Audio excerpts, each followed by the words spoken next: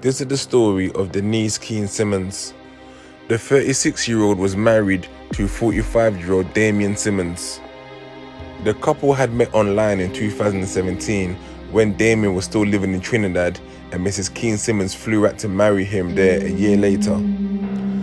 Denise, who was only 4'11" and weighed just 8 stone, worked as a teaching assistant. She had been previously married before, but that relationship ended when her husband was convicted of robbery and deported. Damien Simmons had a young daughter from his previous marriage, and he jumped at the chance to move in with his wife at her mother's home in Arlick Avenue, Harsden. But he soon became manipulative and he tried to stop his wife going out on her own.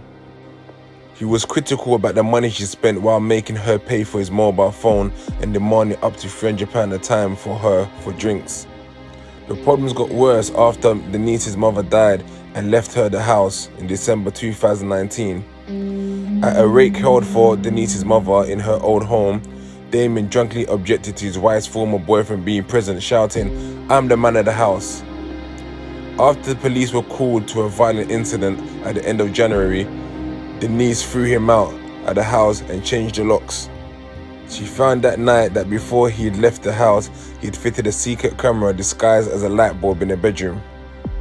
Damien was forced to move into a one-bedroom house with his mother, and conditions were so bad he had to share a bed with her. He then spent months harassing her with emails and text messages using his own phone and other people's phones too. He even turned up at her old school in Holloway, banged on the front door and badgered all her friends. On the night of April 16, 2020, he uploaded naked pictures of Denise on Instagram. When her friends called him to remove them, he just laughed and hung up and told one she would suffer with embarrassment like I did.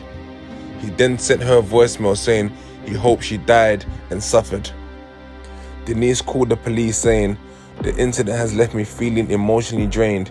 There seems to be no end to his behavior. I do not expect a personal picture of mine to be published publicly. I feel anxious about leaving my house as his behavior is so unpredictable and just want to live my life without the worry of Damien." Around 30 minutes after the officers had left the house, Damien went to the front door and poured petrol through the letterbox. He then went to the front of the house and smashed the bay window to break in. Denise's friend Maureen, who had been staying at the house, heard Denise screaming, "Who the fuck are you?" She then heard in terror as Denise's voice shouted, "What are you doing?" She said she did not hear Denise's voice again.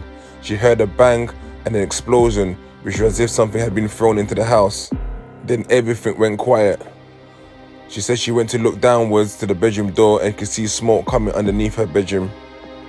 Maureen shouted for help from her bedroom window and was rescued after a neighbor fetched a ladder and firefighters helped her down.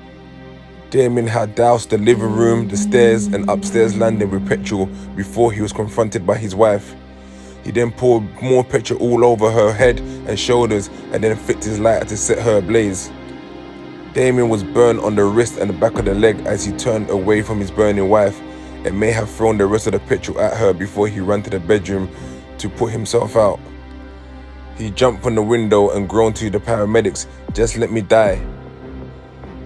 Firefighters battled the flames and thick smoke to reach Denise, but she was later pronounced dead in hospital. Damien spent 12 days in hospital with police at his bedside after initially refusing treatment. He later told them he wanted to burn himself to death in front of his wife, but had not intended to harm her. Damien was convicted of murder and was resentenced on the 22nd of September 2021.